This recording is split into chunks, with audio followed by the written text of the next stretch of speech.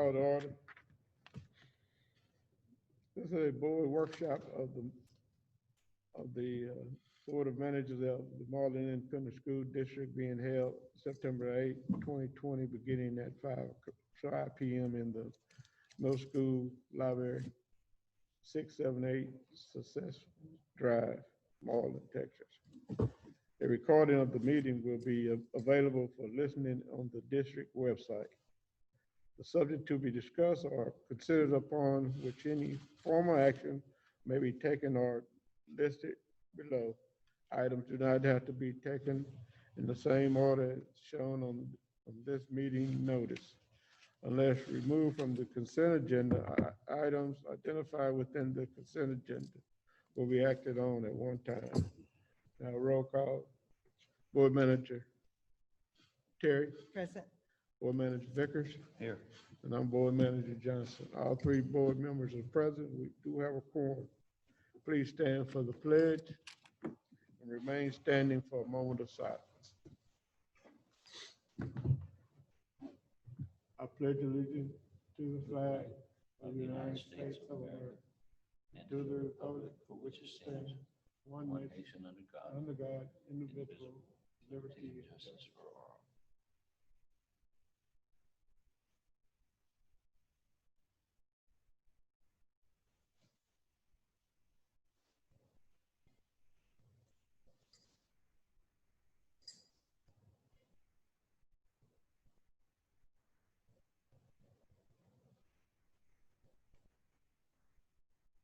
Thank you. Any public comments? No public comment? All right. Closed session prudent to Texas Government Code, Section 551.074. A, prudent to Texas Government Code, Section 551.074. Deliberation of personnel matters, to include employees' grievances and employee file audit. The time is 5:02. We're going into closed session.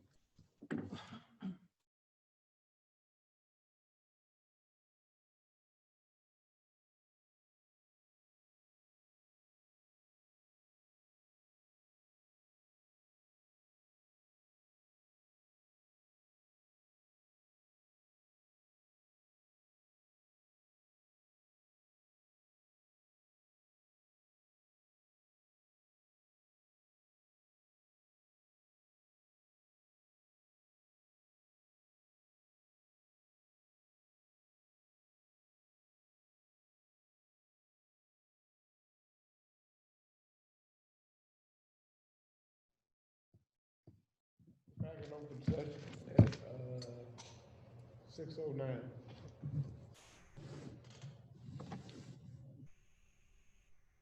Next item is the superintendent report. Board President Johnson, Board Vice President Fisher, Terry. Today, in the superintendent's report, we have our district testing calendar, our campus improvement plans, our district improvement plan, our juvenile case manager program, our CIPA certification, and the learning center furniture purchase. We'll start with Dr. Stacy Parker, who will go over our district testing calendar.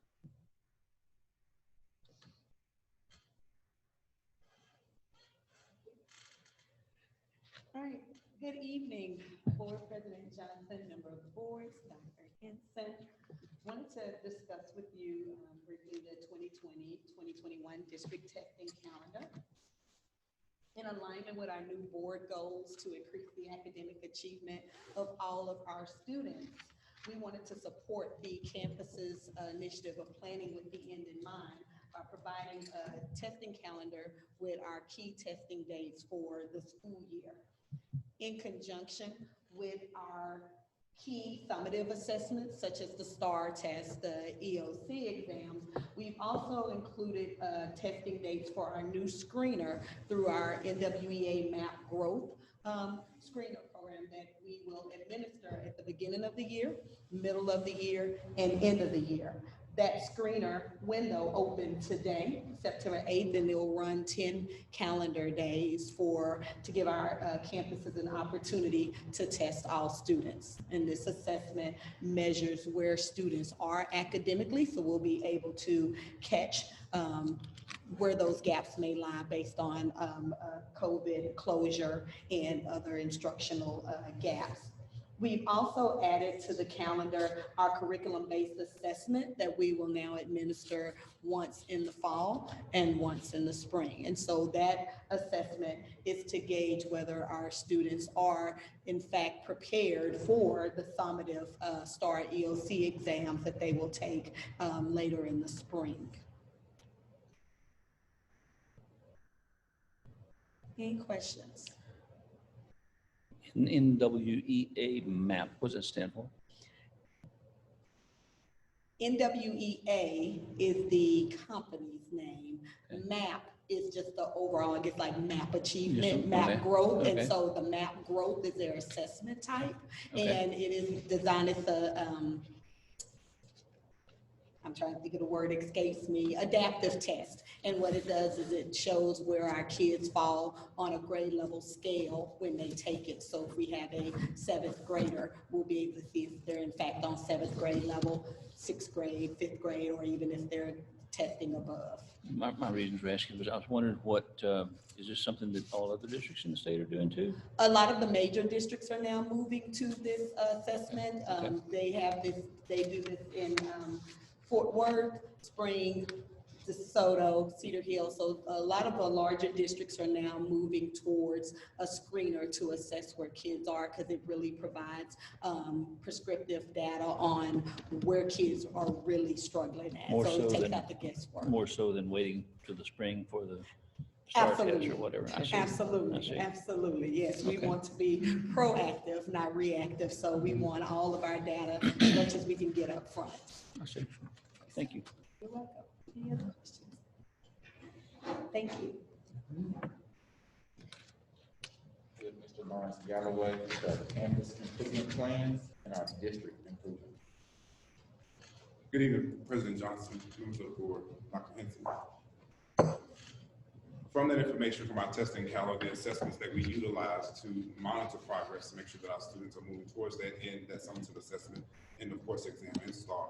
We have set goals for each campus as well as for the district. So what I'm going to do today is walk you through those goals that we have, which you'll see similarities across each campus. We have a math goal, a reading goal, and also a culture and climate goal when it comes to our faculty and staff. So looking at our data from the campus goal, and please keep in mind that the last time our campuses or districts were assessed were in the 18-19 school year. Because of COVID, we did not do tests or assessments in 19-20. So we would like to move our goal is to move the elementary campus in mathematics from 49% from that year's STAR assessment from the approaches level or above to 60%. Same thing with reading. We would like to move, our goal is to move all of our English language arts assessments from the approaches level of 42% to 60%. So that would definitely move our campus, particularly move the district, hopefully out of that IR status. That will help us get back to a regular status and beyond achieving more academic progress that we see in our students throughout the year. Tying to Dr. Parker's assessment calendar, we will be able to monitor that progress as we go throughout the year to monitor these goals. Last but not least, we have the 80% more of our modernizing faculty and staff at the elementary campus specifically will say that they are satisfied with their job at the end of the year survey. We're going to administer a beginning of the year survey. We're working with the principal now. That way we can show the increase at the end of the year survey for those faculty and staff members. With the middle school, same thing with the reading and mathematics assessment and goals that we have. We would like to move from approaches level or above at the end of the year STAR assessment from 49% to 60%, and with reading from 38% to 60%. And we have the same 80% goal with the faculty and staff that are satisfied with their job. Faculty and staff does also include cafeteria workers, custodians, and all of our auxiliary employees, TAs, as well as our traditional instructional staff, principals, and assistant principals, things of that sort. High school has an additional goal because of the 2 ELA assessments. We have the Algebra 1 goal moving from 61% to 71%. Then we split up English 1 and English 2. We would like to show the approaches level or above in English 1 specifically from 42% to 60%, and from the English 2 EOC assessment from 41% to 60%. They also have the same 80% goal for our Marlin High School faculty and staff, including all auxiliary and as well as our regular instructional staff. They will be satisfied with their job by the end of the year. How do you get the subjectivity out of that 80% satisfaction from faculty and staff? So we have a great partnership, and one of our vendors will be through Cultures, who will help us design that assessment, and they will specifically design questions to kind of gauge the 1 to 5, how satisfied are you with your job, unlikely to likely questions. So we would take and probably vet what we call a tuning process to ensure that we get the right questions so we know exactly how our faculty and staff feel about the climate and culture of Marlin ISD and being on that campus. So we'll be able to look at the data holistically as Marlin ISD, and then we'll be able to look at it individually by campus. But you have a large enough group of employees that you feel like you'll get an honest answer overall when you average them all together? Traditional statistics tell us we need about 20. We feel like we have a large enough group to do that. We realize there will be some less than 20 in some areas, but we feel like we can gauge our groups specifically by the campus that will be larger than 20 to get a good sounding about the 80% satisfaction. And everybody takes it? So I guess on top of that would be an additional goal to try to get at least 90% to 100% of all of our entire staff and faculty across the district to take it so that we do get a good gauge to hit the 80%. Okay. Yep. Any other questions? So moving now into the district improvement plan. So as I stated before, please keep in mind that we're talking about 2 years ago from 18-19. So specifically, I laid out these goals to show you what those students in that grade level were doing and that where our goal is going for this school year and where they were previously 2 years ago. So the actual goal is 60% of our 5th grade students will score at their approaches level or above on the 2021 Reading Star Assessment. So in 18-19, which was the last set of assessment data that we have, they were in 3rd grade and they scored at 44%. Our goal is to move those 5th grade students to the 60% level in reading by the end of the 2021 assessment. We're going to do that with a couple of strategies. We've implemented a TEAC-aligned curriculum with built-in academic supports. We also have weekly professional development, professional learning communities, PLCs, that we have across the district, as well as we've implemented, like Dr. Parker mentioned, our progress monitor with NWEA, and then as well as Achieve to Progress monitor those students along the way. We also have an ELAR consultant that's at our elementary school that's working with the principal and instructional staff called Lead Youth Upward. And then also a content-specific instructional coach position that we created at the elementary campus. Goal number 2 for the district, 60% of our 6th grade students will score at their approaches level or above in the 2021 Reading Star Assessment. Again, in 2018, 2019, they were in the 4th grade and they scored at 35%. So our goal is to move them for this school year to 60%, and they'll be in 6th grade reading. That will be they will be our 6th grade reading score. And these are the supports and strategies that we have in place that we feel like we can hit that 60% with the TEAC-aligned curriculum again, our weekly professional learning communities, Achieve 3000 literacy, and at the middle school level, because these students were in elementary, now they're in middle, we have the Dean of Instruction position that specifically looks at and monitors all of these strategies that we have on the campus. Goal number 3, we went switching to a math goal. 60% of our 8th grade students will score at their approaches level of the 2021 math assessment.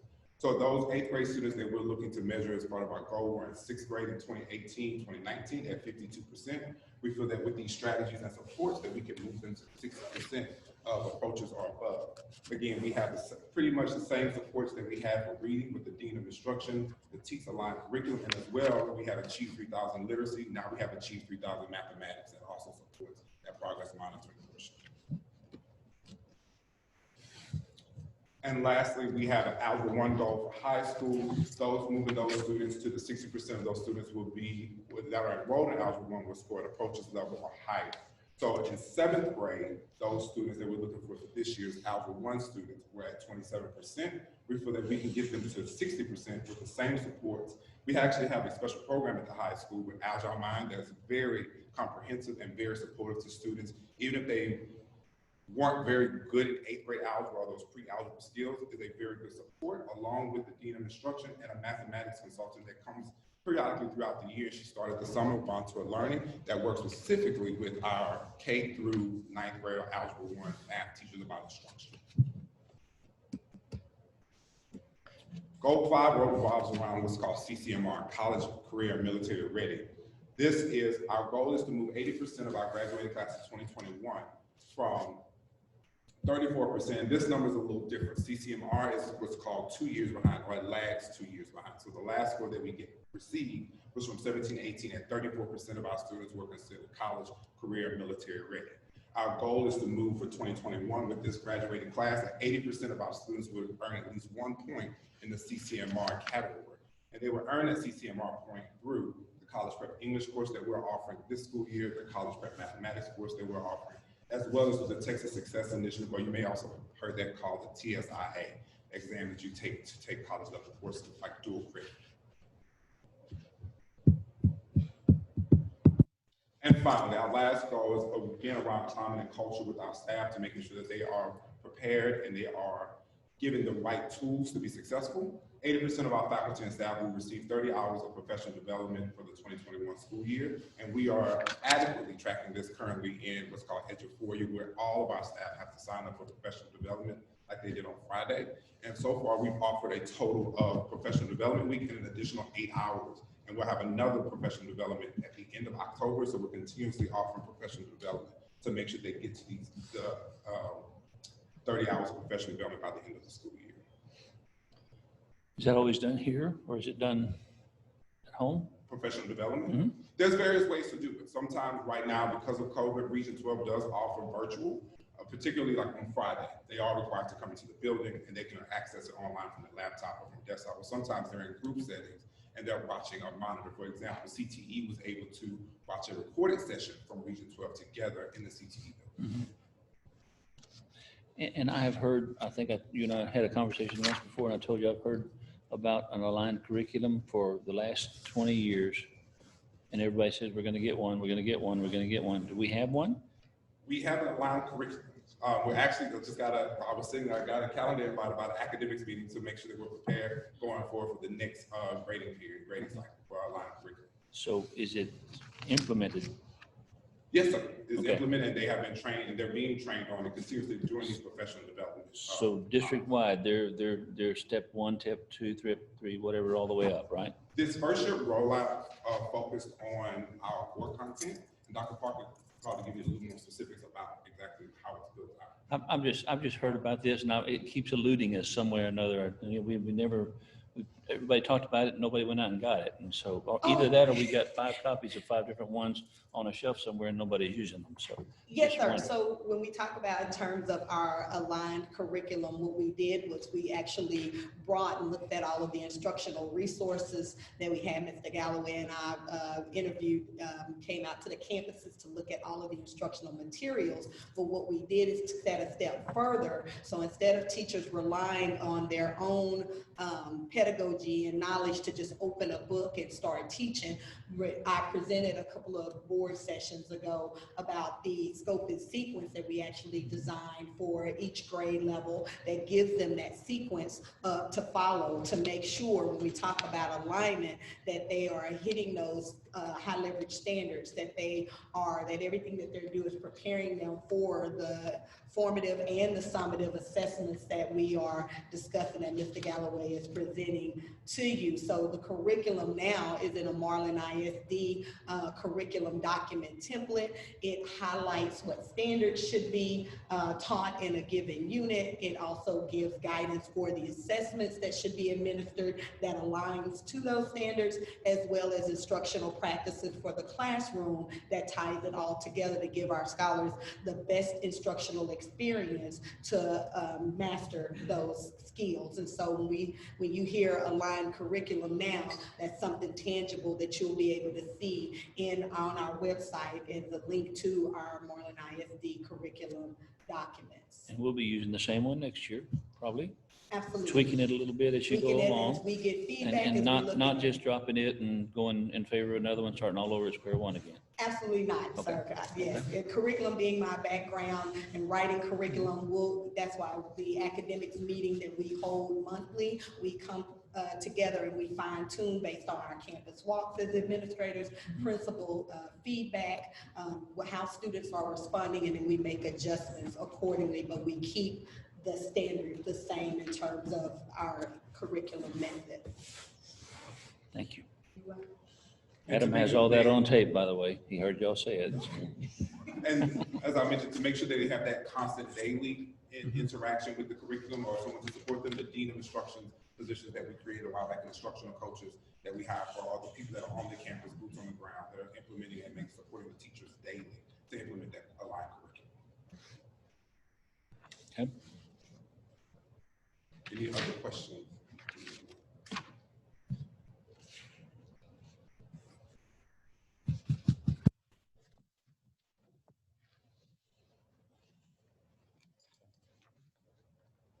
President Johnson, members of the board, before I get into the juvenile case management program, speak a little bit about instruction. So this being our fifth day of having actual face-to-face with students, it's still a work in progress. We want to make sure that we have provided them, our teachers, with the actual tools and resources. But Dr. Parker and myself are going to begin to walk campuses Thursday and Friday. Teachers ask, what other supports do you need to make sure that it's happening? Because it's not good enough to just give an athlete a baseball bat with no batting practice. And we want to make sure that we're giving you the bat as well as the batting practice.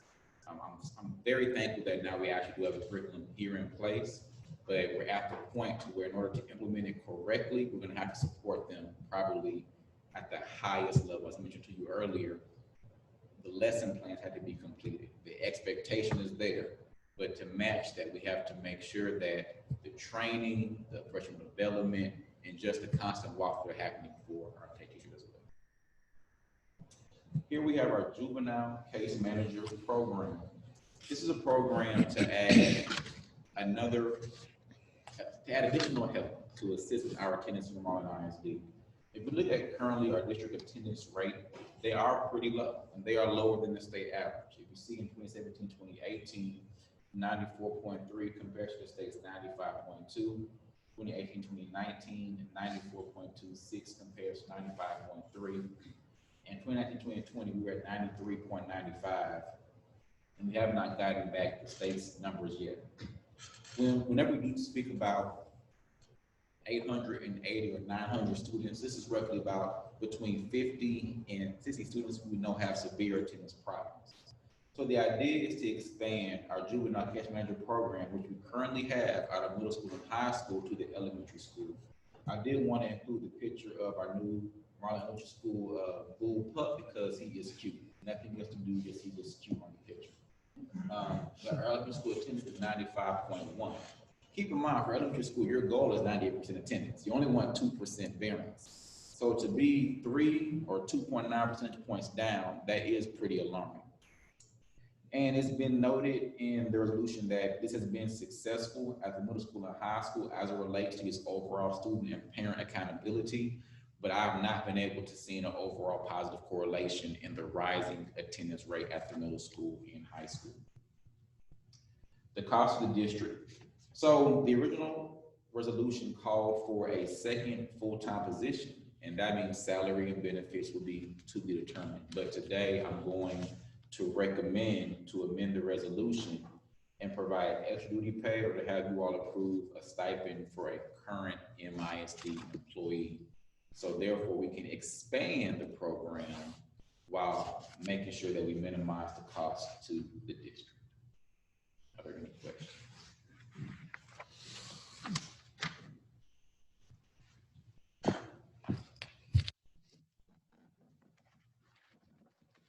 Board President Johnson, Board of Managers, we are again coming up to the time of the year when I start looking at things related to E-rate. And since we are getting a new Category 2 budget this year, it is now a good time to renew our CIPA compliance. CIPA refers to the Child Internet Protection Act, which we are required to maintain in order to receive the E-rate grant from the government, from the FCC. And we're essentially required to do these 3 things: block or filter internet access for inappropriate content, promote safe usage of internet and network technology, and prevent unauthorized usage, and to educate, supervise, and monitor students to the extent practical using staff and technology resources. So we do block and we do filter. We have iBox Internet Filter, which is itself CIPA compliant. We have it on campus so that students get filtered while they are here, and it also goes home with them on their Chromebook devices that are issued. In addition, the hotspots that were recently authorized and that we have received have a separate CIPA compliant filter on them. So the hotspots with students at home on their cell devices have 2 layers of filtering. We also promote the safe usage of our internet. We do have several layers of cybersecurity detection and protection. We have an automatic bullying or self-harm detection agent that reads all the student email and automatically reports whenever there is a trigger. And then we do archive staff and student email forever, and it's completely searchable, and we can pull up anything that we need to pull up in case there is a problem or an issue. And finally, digital citizenship TEKs are integrated into every lesson as part of our curriculum. And our technology usage guidelines include language requiring teachers to monitor their students. We also have some technological ways to monitor students directly, including built into our iBoss, and then some new products that we're currently rolling out. Part of this certification, which we'll do at the next board meeting, or I'll ask you to do kindly at the next board meeting, is that we have a public disclosure period. I did include the internet safety policy in the board manual, but we are going to publish it in the paper so that the public has a chance to look at it and see what we are doing for internet safety and what we are asking them to do for internet safety. Are there any questions?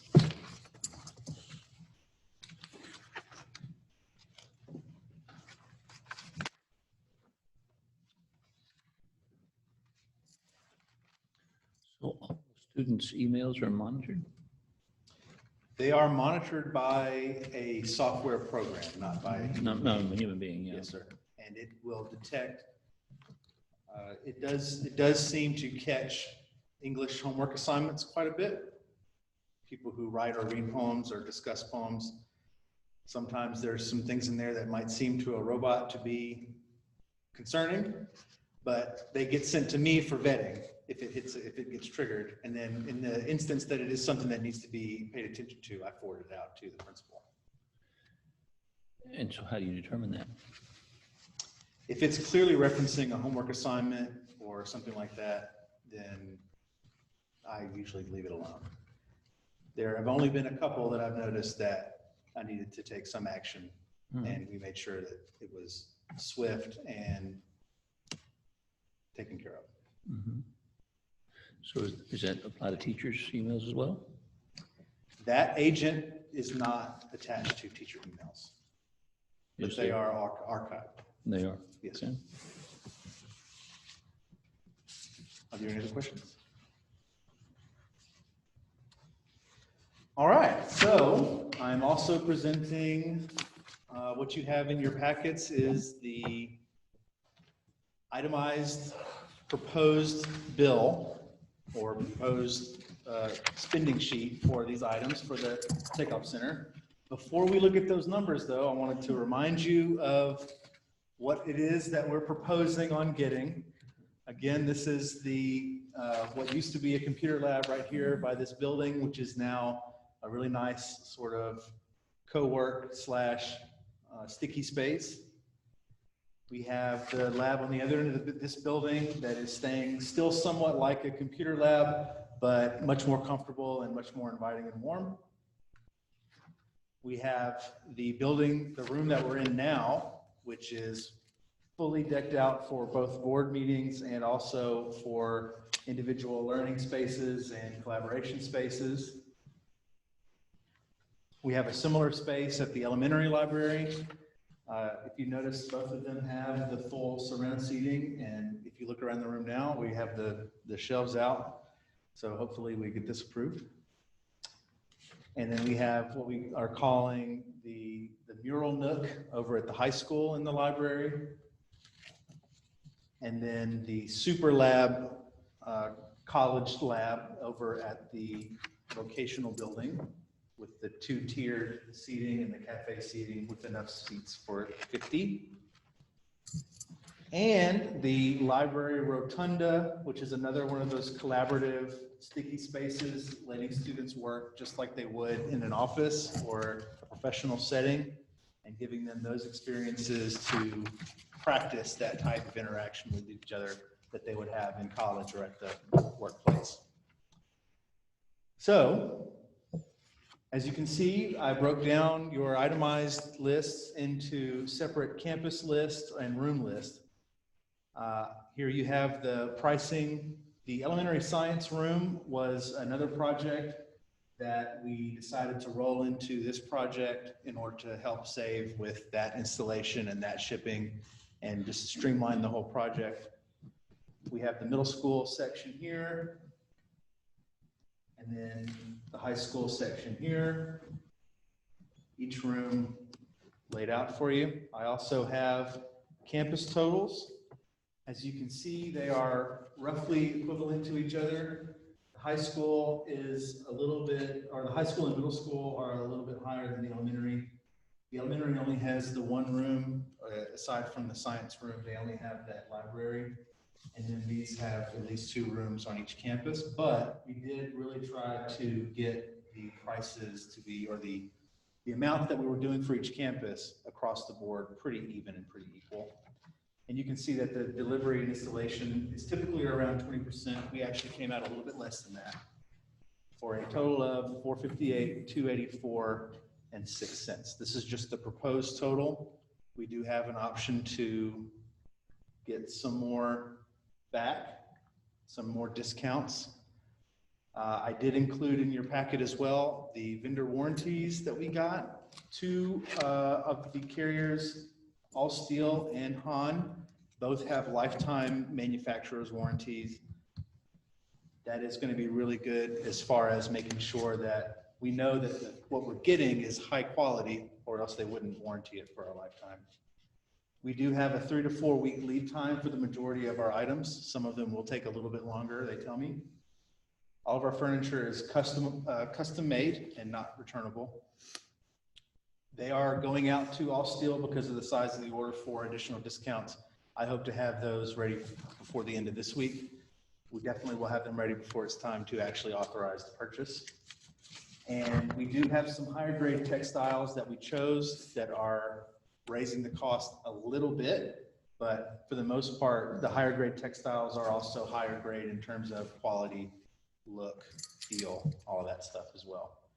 And we have been approved for a deposit waiver, and the Sourcewell contract purchasing on top of the already discounted purchasing power that we get from being a part of that contract also is going to give us a 3% rebate, which we can apply towards our invoice as well. Are there any questions?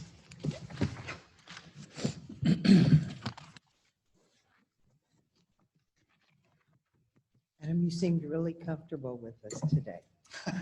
I mean, it gets. I'm not going to say I practiced, but it's an important presentation. That's I want right. to make You've sure come a that you guys long way. have A everything long you way. know. I'm really excited about this. I think once the kids saw that the rooms were empty, they probably started to get excited about it. So This is not a dig at you, okay? So please understand that. But isn't this a lot more than what we talked about the first time we looked at these pretty pictures with furniture and all that?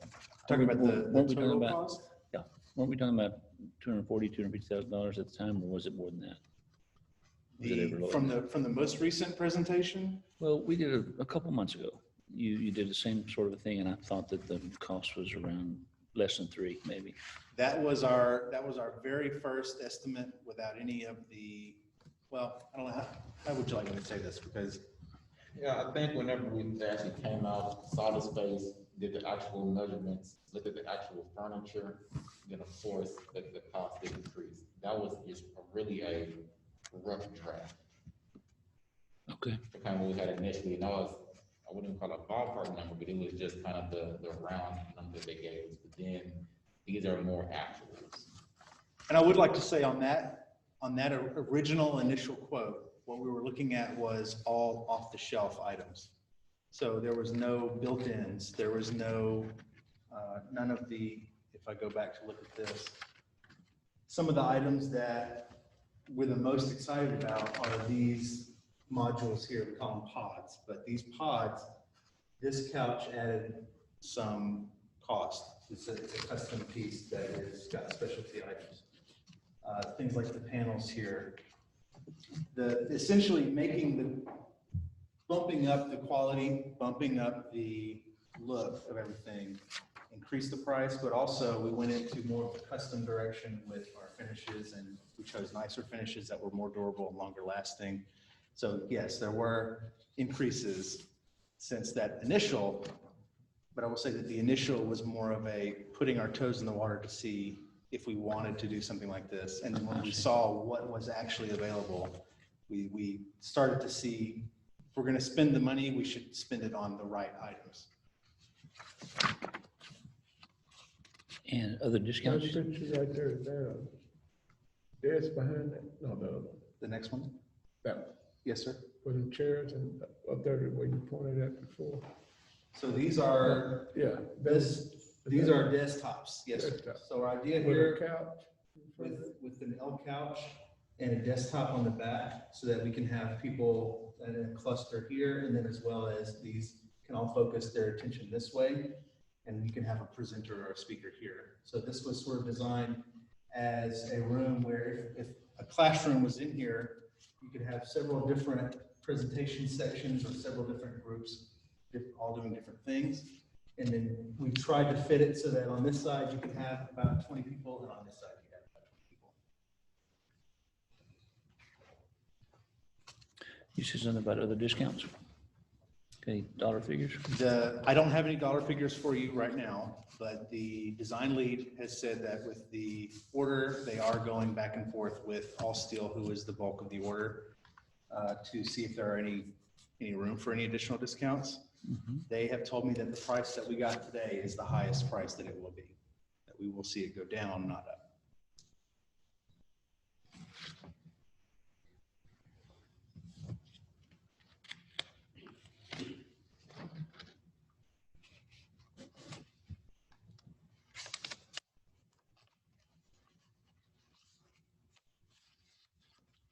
Further questions? We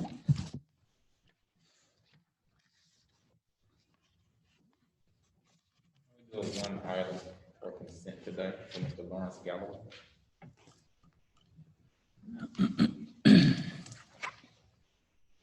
Good evening, again, Board President, Dr. Henson. The one item that is up for consent is the contract or the engagement letter that we have with the auditor, who's the same auditing company that we utilized last fiscal year. They'll be doing our audit again. Basically, this is just a consent to say that we can engage with them again to do our audit for the 1920 finances, to do our single audit that's required by federal and state law as well. The same company, Beasley and Mitchell and Company, and this is the total cost of contracting those services out to have them make sure that we are financially and fiscally compliant with all regulations. And there's a copy of the actual agreement in your handout today.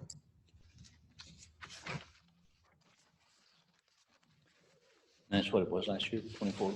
Yes, sir.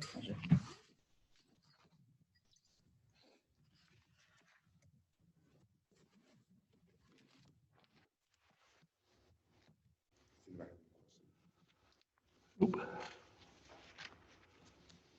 This concludes my superintendent report. Thank you.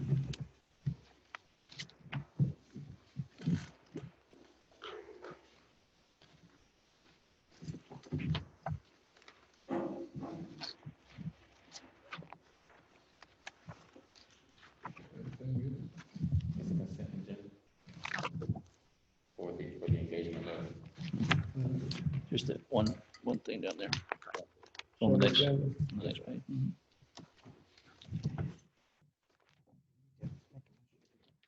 Mr. President, I move that under the consent agenda that we consider approval of the engagement letter that we just heard about from Mr. Galloway. So I move that we approve that. Second. It's been moved and second. Any further questions on the? If not, let's ready to vote. All in favor, raise your hand. Motion passed 3-0. Okay, the next one is, we did one at a time. Just one thing. Okay, the next one is, consider approval of the engagement letter with. I was just- We just did that. That's what I did. Okay. Mhm. Okay, then we switch. Yep. Anything else we have to? Stand adjourned.